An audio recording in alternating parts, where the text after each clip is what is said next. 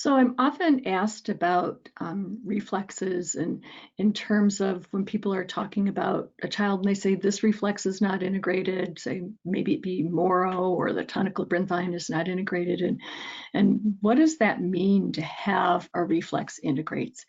Well, I think you really need to understand that reflexes are really primary movement patterns that are hardwired into the nervous system, um, that are what we come with initially as babies. We're relatively helpless, but we come with this sort of hardwired set of movement patterns that allow us to protect ourselves and to respond to the pull of gravity.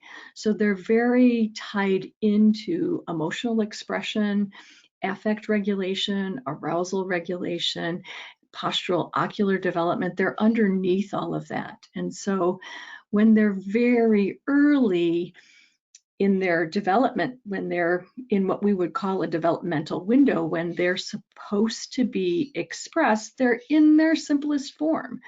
And they are basically, there's a stimulus, which is a sensory input. So we'll use, for example, I think the most commonly talked about reflex is the Moro. As the baby's head goes back, what happens? It is a response that is there to allow you to respond to falling or something that startles you. And so what do you need to do if something startles you? You need to open up arousal. You take a breath in, which helps arousal come up, and you open the body and ready the extremities to do what?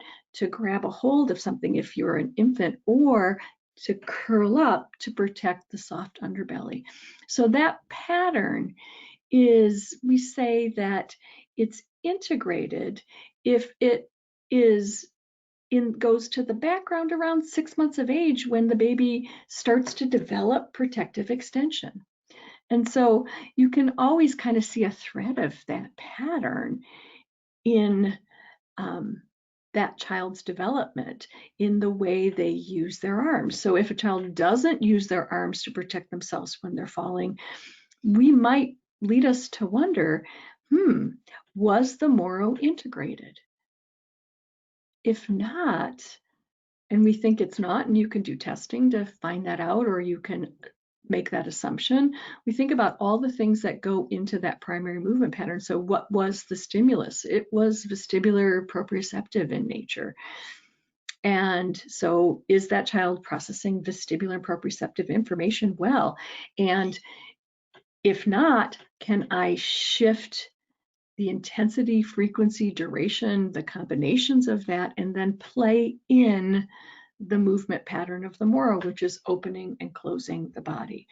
So for me, integrating reflexes is not the way I think of them. I think of them more like a template for giving me moment to moment kind of understanding of what's going on with the child's nervous system, because we can see that they may not be integrated because of a developmental delay, a sensory processing problem, but what we also know is that they come back to the foreground under great stress.